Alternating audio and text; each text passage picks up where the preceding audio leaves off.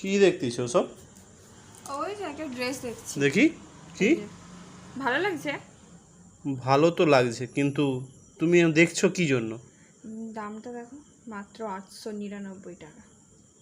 তো মাত্র হোক আর যাই হোক, সামান্য তোমার একটা লজ্জা শরম বলে কিছুই নেই নাকি? কদিন আগে তো তোমার জন্মদিন গেল, তখন তো একটা ড্রেস হচ্ছে তোমাকে কিনে দিয়েছি, তারপর আবার তোমার সেই ড্রেস পুরনো হয়ে গেছে।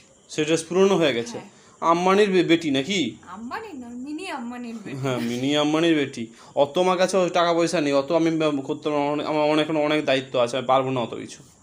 ও, বিয়ের আগে যখন বলেছিলে তোমার সবকিছু দায়িত্ব নিলাম, ভাত কাপড়ের দায়িত্ব নিলাম, তখন কেন বলেছিলে? আর এখন এই সামান্য এই ড্রেসটা কিনে নিতে পারছো না? তোমরা সব ছেলেরাই একই, তোমাদের বলো এক আর করো আর এক। আচ্ছা ঠিক আছে, তোমার একটা জিনিস দেখতে দাঁড়াও দেখাচ্ছি।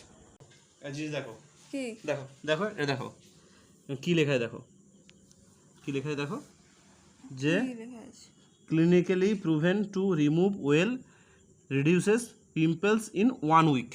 হ্যাঁ, তো কি হয়েছে? এটা কেন পড়লাম তাই বুঝতে পারছো না তো? না।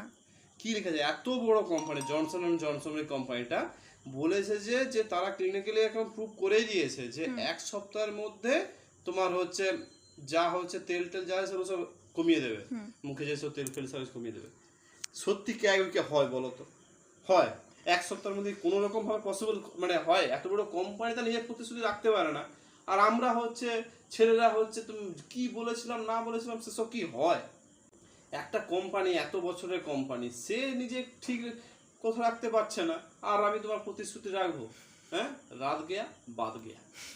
ঠিক समझ रहे हो? समझ रहे हो आप? समझ रहे हो? ছলো ছলো নয়নে হাসি মাখা বদন